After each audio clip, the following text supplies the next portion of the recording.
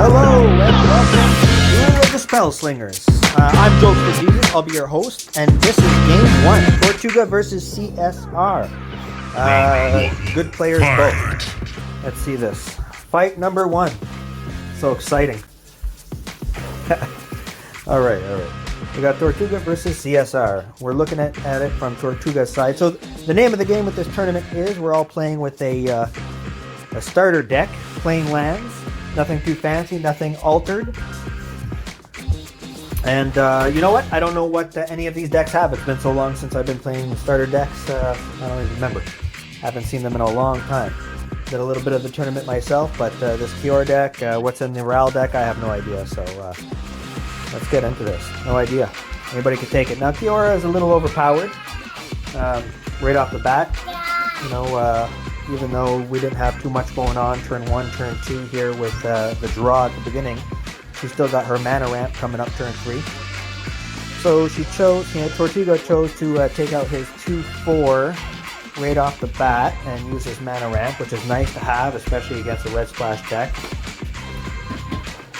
However, it was relying on drawing something that you could play on turn 2, which didn't happen for him, but not the end of the world. Look, he's got a flyer in the air already, so boom. 2/4 to block it. Good choice. I mean, you could have taken out the 4/2 and just taken this guy, but that 2/4 is going to keep him back for a long time.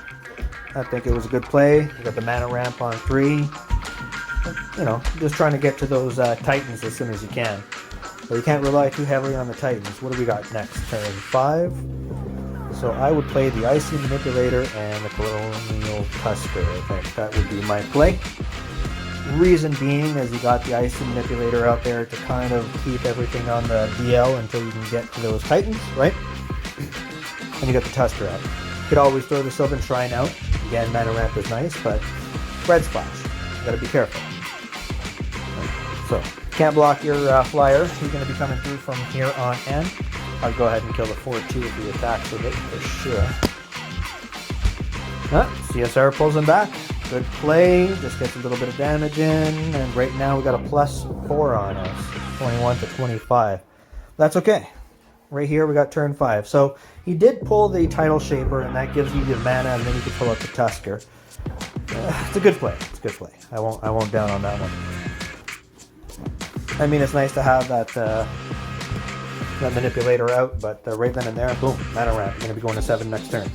Next turn is going to be an important one, I'd say. That's where you want to get your Manipulator and your Shrine out. You need the Shrine out. I mean, he may have some creatures worth freezing. He may have some creatures worth using this Drag Under on, but I doubt it's going to be too heavy. He's a Ral. Ral pops off maybe around 5, maybe around 6, really, once he's got a few things out. He has Red Splash, so who knows what he could pop out. I have no idea what's in this deck, really. But, no, another 3 damage. So you need to take care of that guy. Icy Manipulator needs to come out. You know, you've got a couple of them. You're going to go in an all-out attack. So what do you got in the air there? It's quite a bit. But you got a lot of options there. Right? What do we use? A Drag Under, right? See, I don't really like the Drag Under. It's not that great. Right? The Manipulator is great. A Frost Lynx right now could be great. You know? I know the Drag Under takes care of them, but only for so long, and truth is, it costs 4. It's a harsh thing to have. The Frost Lynx gives you a creature to attack with next turn. The Sylvan Shrine gets you to your Titan. Just a little bit closer. Like, I would have probably done the Sylvan Shrine. You have 18 health. Yes, you'd take an extra 3 damage next turn, but you can handle it on top of everything else. You really can. Your health is a resource, you know? So at that point, I would have probably taken a little bit more damage, gotten the Shrine out. I'd be going to turn to mana 9 next turn, and then the Titan the turn after, for sure. Or that turn, I'd be pulling the Shrine out, destroying her for that last piece of mana. Alright, let's see what's going on here. CSR is going in with his 4/2, the other one's stunned. Not a bad play. That was a good throwing a fly on it. Now you got a couple of flyers to deal with, but you got 2 Frost Lynx. You got your Icy Manipulator out. I think you're in a good position here. Now the Soul of the Wind's nice to have, but you need your Sylvan Shrine out 100%. So the truth is, I probably would have done the Soul of the Wind and your Shrine right here. Reason being is you don't really need to freeze these guys. You can take a few damage, especially if you have a Soul of the Wind up. I mean, it kind of does what your other guy does, except for it's kind of evening the battlefield when it comes to your health. Ooh, look at that. Got a trap on CSR's side, so you got an extra flyer in there.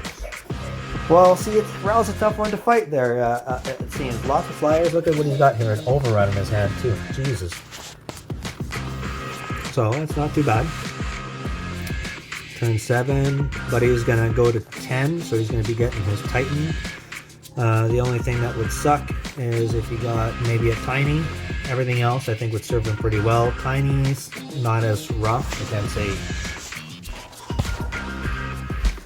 red splash deck. You know, they're usually hasties or low-cost creatures. And it's a Tiny. That's okay. It's not horrible. I love Tiny. One of my favorites in many circumstances. Bounce is really frustrating. But against a red splash, it's the least frustrating. So it would have been the worst that you could have gotten. I think any of the other 2 Titans would have taken the game right here and there, almost. So here, you need your flyer in here. I would not do it. Don't do it. Oh, good play. Good play. Okay, so you're in a good position now, right? Because he could overrun, which would give him 9, 4, 5, 6, 7. So we're looking at 16 damage minus 2 there. So we're looking at 2, so 4, 6, so 4, 5, 6, 7, 8, 9 damage. Not enough. Okay, so no overrun. Don't do it. Not yet. You need something else on the ground. So you can go in. And you can get 4, 6, 4 and a 3. Yeah, that's probably what I would do. That's a good play. Now, out of the 3s, I'd go for the Dragon Hatchling here, only because it's a guaranteed 1 when you're going overhead, and that's 7 health on the other side. Yep, that's the play. Good job. Not bad, not bad. All right, let's see. Lots of options for him on that side. Who knows what he's drawing right now? He could have overruns, more Frostlinks, you know this. So the 4-2 is frozen again. But you got 2 Tramplers on the ground that are pretty high. You don't want the 6-1 to die here. You can take some damage, but you're already at 9 health, so it's scary. He still has 5 mana, so you don't know what he's got. He could have a Lava Wave. Or, no, he can't have that. I'm looking at it backwards again. Green, blue. Alright, so here, yes, good idea. 7, 8, 9, 10, 11. You can't take the other damage. Tough choice. You could kill the 7-7 with the 6-1, bringing his health low enough for when your overrun comes through, you do that much more damage. That's the same mentality, really. You'll do a little bit more damage, but you're taking away that 1 ahead. And at 7 health, like I said, that guy was really nice to have, so I'm not sure if that was a play. Definitely let the 4-3 through here, 100%. You don't win next turn, you don't win at all, but look at what you got, right? You got 6, you got 12, and then you got another 6, you got 18 damage coming overhead, minus, what's the worst you can do, 5, plus 3, plus 3, that's 6, 11. Yeah. 18, 11, that's your 7 health. I could actually just finish him off right then and there. I think. And he's doing it. That's all. That's it. No Chain Lightning is available to him now. 18 minus the 6. And you got 4 here. Yeah. Woo! Right on the dot. Darn. GG's. Well played. That was a sweaty game. Well, that was fun. I enjoyed that thoroughly. I hope I didn't bore you guys with my constant ranting, but either way, good games, and looking forward to the next fight. Round 2, fight! All right, round 2, let's go. Oh, hello there, Quinn83. How you doing? Hey, Jokes, I thought I'd pop in for this one. Yeah, come on in. We're looking at CSR versus Tortuga. Round 2. Let's see what we got. All right. 3s, 2s, and 4s all day long with CSR. Not a great draw to begin with, but looks like Tortuga passed a turn over. So, again, you don't know what you're going to get. I don't know. So, I don't like wasting that mana gem if I don't know I have an answer on turn 2. It's, to me, the worst thing you can do, because here comes, you're lucky. But if you drew a 4 or a 5 here, you'd be stuck with absolutely nothing to do on turn 2. Not a great move. It doesn't get you ahead in the game. Hold on to your mana gems. Getting a damage in or getting an extra damage reduced from your own face isn't worth losing an entire turn. Yeah, I tend to hold on to that mana gem at the beginning if they don't have a creature down on the other side. Because, like, what's the point? Unless I got a hasty, it's not going to hit them right away. Yep. Alright, so we're Vraska versus Vraska. That's an interesting fight. Yeah. I like a mirror battle. And Vraska, again, we're using starter decks, plain lands. I don't know exactly what's in these Vraska decks, but we know we got an even matchup here, so it should be a good fight. Attacking with the chomp blockers. So yeah, so when you got a bunch of 1/1s, they're chump blockers. They're there just to stop the 4/3s from getting through. No real point in going in for an attack, right? I'd hold them back. Well, wood though is a good choice here. It's not all about attacking, playing, using all your mana. That's not actually the play, right? It's about playing the right cards and attacking only if necessary. It's like poker, right? You gotta know when to hold them and the rest of the song. There you go. That's why I married her. Good job not blocking that, giving him extra mana. He doesn't need that right away. And you can take 2. Yeah, you can take damage. Your health is a resource. Yeah, there's lots of options here. That's an option. You know, I probably would have thrown down your Soul of the Wood and another 1 cost and try to fill up your board a little bit, get more chump blockers on the table. That way your 3/3 could have blocked as 5/3 and your 1/1 could have blocked as 2/1, or at least you got some chump blockers to deal with all those issues. Got flyer twice. Well, that was good. A lot of good plays there. Got rid of the flyer. Got yourself 4 health. Empty this board. But CSR is on top now. What's he got? So, I take out the Soul of the Wood here, and I would take out the Merchant of Doom. That way you get a little bit of healing. You get a little bit of damage through. See, the 4/4 is going to likely block the 5/2. So would the 3/3, right? You want to get rid of that 5/2. You want to get him out of the way. He's getting annoying. Again, your 1/1. He's relentless, and all he can do right now is attack. So sure, why not? Go Well, think about it this way. He could have blocked the 1/1 with a 5/2. He could have. Got rid of it. It would have been a nothing. Or he could have blocked it with a 2/1. Got himself a little extra land, even if it was a double. What I would do with that 1/1 down the road is I would likely use the Recycler, right? The 6/6 that comes out on turn 3, and all I got to do is kill a guy. Well, look at that. I got a 1/1 to kill him. So I knew this would happen. If you had done that with the Soul of Wood, it would have been less of a cost, right? And you'd also have the Merchant out and get that card draw. So, oh, you got the card draw already. Good for you. Good for you. Now that 12/12, if I remember correctly, there's an overrun in these Vraska decks. See, I'm not sure what's in the starter for Vraska. Like, you're saying to use the Recycled Grotesque on the 1/1. Yeah, in normal play, I'd definitely do that. But is he in the starter deck? Yeah, I don't know. Not sure what these decks come with. But again, what's the point of attacking with a 1/1? What are you going to do? Chip damage, 1 damage against a 28, now a 27? 27 more turns and you'll win the game with that kind of strategy.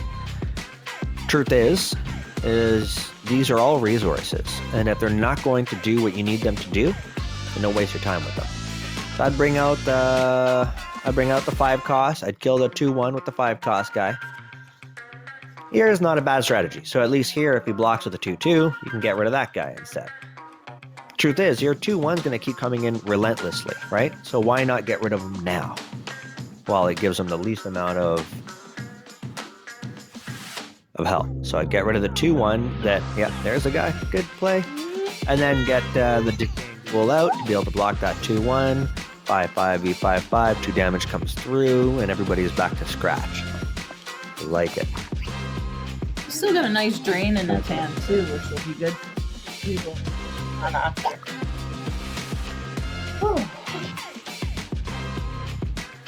All right. Oh, There you go. There is a grotesque. And that's what I'd rather use my 1/1 for. Right? But I mean, look. I ain't a pro at Magic either. It's my opinions. Our toddler's coming in to say hi again and give her point of view. She loves the Magic game. Yeah, background noise.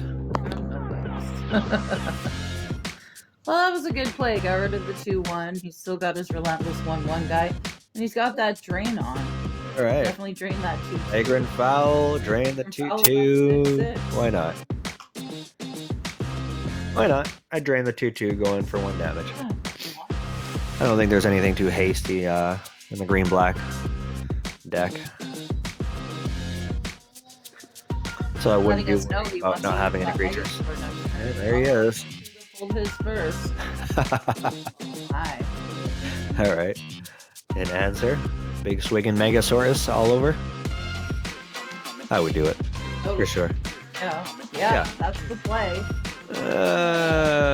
Again, why waste your 1/1? All right, now we're getting from Tortuga's angle. I like this flip. All right, we got an idea of what Tortuga's up to over here. So I guess Tortuga took the 1. Self the stone. Ouch. I'm in for 12 damage because CSR's got no blockers on his side. And then kill the 2/2 with your thing. I would. Yeah, he took that guy. Or the 5/3. You get a couple of guys for it. Double his finale. Oh, he didn't do. But your 2/2 can't attack is kind of useless in your hand, anyways. CSR came in with the foul on the 12-12.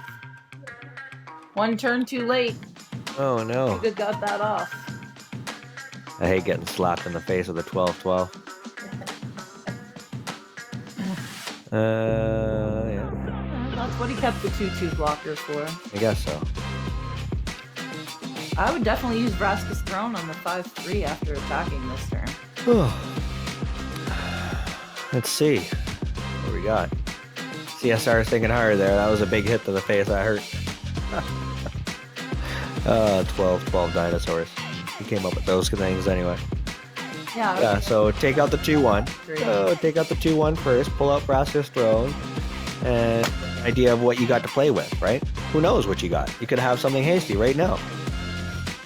Oh yeah, because Vraska's Throne gives you everything, not just what's in a starter. Good point, Jokesta. Yeah, all sorts of creatures gotta come into play here. You don't know what you got, so don't make a choice until you know what your options are, right? I mean, it's not going to be some big surprise that you're going to go ahead and use Vraska's Throne. See, again, don't know what you have in hand yet. I don't understand why you're not using the throne. Not sure. I don't get it. I would have used the throne. I guess he wants to block again with the 2/1 here. Maybe. That was a good play for CSR. Got a little healing on. Got rid of the guy with the Fatal Infect. Good answers. So again, now's your time to use Vraska's Throne. You want to know what you got before you play anything. I mean, it's like if you have an Isochron on the table. Before you play anything, draw from your Isochron.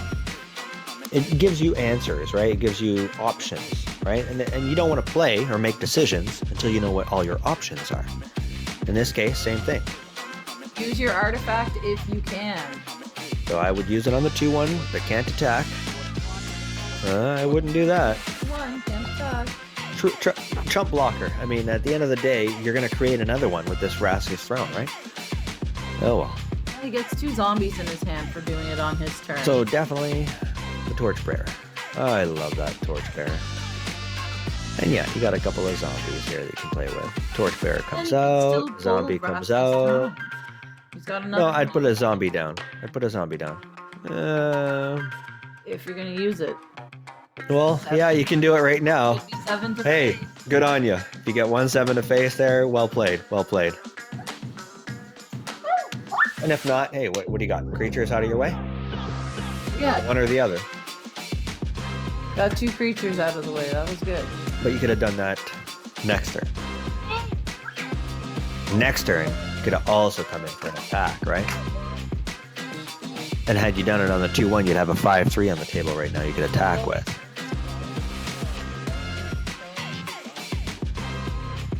Oh, there's your overrun. Play him. Well, see, you're playing too many cards. You don't know what options you've got. Again, he's not using the throne to his advantage. I'm not sure why. But, I mean, we got 25 to 5. Styles. We got Okay. It's okay. I'll forgive you, Tortuga. Good plays, though, either way. Got 25 to 5. That 12 to face really hurt CSR. CSR is struggling to get back on track here. See, he's using his Vraska's Throne. You see that, Tortuga? He's using it on his 2/2 that can't block. That can't attack. You're going to get a message later from Jokesta. Why don't you use the throne on your stones? All right. So +3 to everybody, trample to everybody, and the game's over. Well played. Well played. Well, there's the game. Well played on both sides, I would say. Sorry once again if I was too harsh on anybody. I am not a Magic expert, but in my own mind, I am the ultimate Magic player. So, I mean, I got to talk a lot. It's what I do. So that round goes to Tortuga. Let's see what round 3 gives us.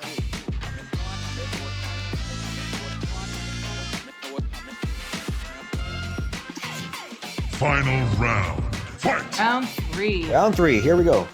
Fight. Love that, the sound effects. Alright, this time Tortuga's Angrath and CSR is a Johnny. Now the trick with Angrath is you don't want to use the chain if you've got it unless you've got hasty creatures. Yeah, hold on to your chains. And Johnny is over there. I mean, again, I still feel strongly that Red Splash is going to win this. Who knows? Could go any which way. See, Tortuga, I would have saved the chain for turn 3. Why use the chain at all? Yeah. Look, these extra little 1 damages here, they're not enough to make a big enough difference. I know every damage counts and every hit matters, but you know, in some circumstances, bad RNG on one side and good on the other, sure, every hit makes a difference when you bring it down to 0 one turn. But generally speaking, no, you don't want to just get 1 hits in for no reason. You want to save your cards, especially when you're a Red Splash. You're gonna get the burnout. Well, that time he used it probably chained and he pulled out the 4-1, which made it a 5-1. Sure. Trample, that's really good. Depends how he plays here. Is he gonna take this hit? He should. Okay, good job, Tortuga. Good play. CSR is right on taking that guy out, making him a 3-3 right off the bat. So far, so good. Let's see what options we've got. So, the first option is that, and then this guy, yeah, it's not bad. Not bad. Got a lot of 1s on the table, right? And every one of them could have gotten it and gotten a +1/+0 from that 1 chain attack. That too, yeah. That's okay.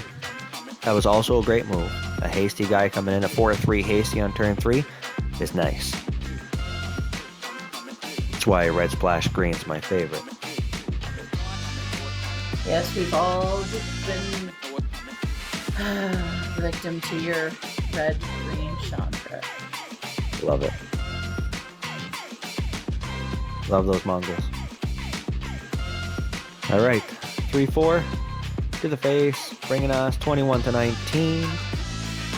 I'm doing okay. We got a +2 on CSR right now. Out of the game. I'm gonna have a 4 or 5 coming in that's flying soon, so I'm gonna have to contend with. Let's see what we got. We got 4 mana here. We got a hasty guy. It's an option. It's not a bad option. I'd definitely get the haster out. And attack with the hasty guy in the 4-3, and then worry about taking your other guys out afterwards. Right? Yeah. Bring them all in. Why not?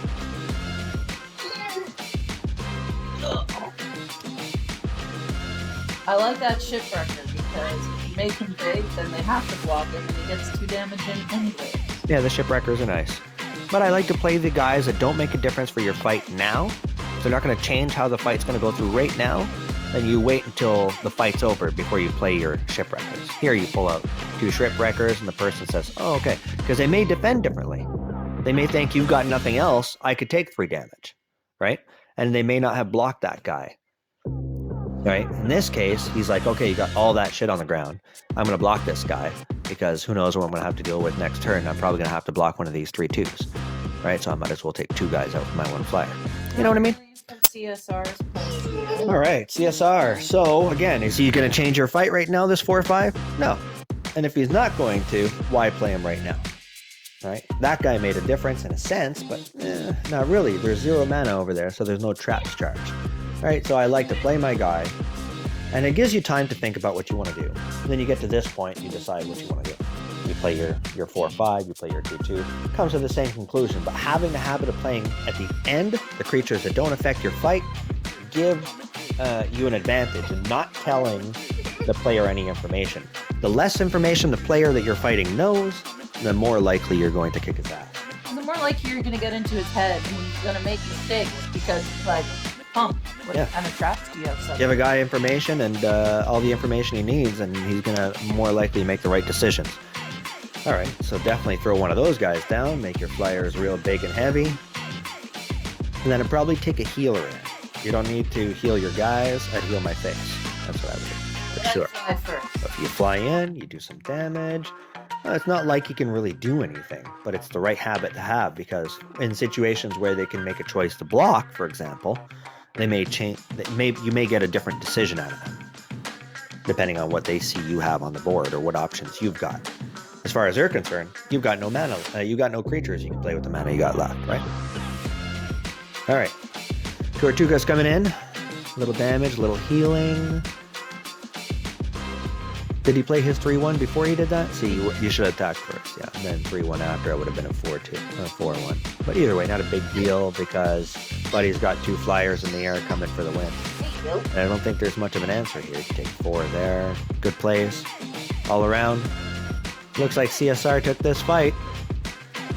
But yeah, that's the best trick with Angrath. You want to smash base and then pull out the creatures, because then they get an extra +1 on them. And no matter who you're playing, no matter what planeswalker against what planeswalker, if your creatures that you want to play or your spells that you want to play don't affect the attack sequence, do your attack sequence first. And on your second main phase, Finish him! playing all the creatures, spells, attacks. Alright, so we get Tortuga's face. Here it comes for the win. Good job. Congratulations, CSR. Sorry, Tortuga. That was a great game. I enjoy doing these commentaries, and you guys liked it too. Smash a like button on that, and we look forward to seeing you next time. Thanks for watching. Have a great day.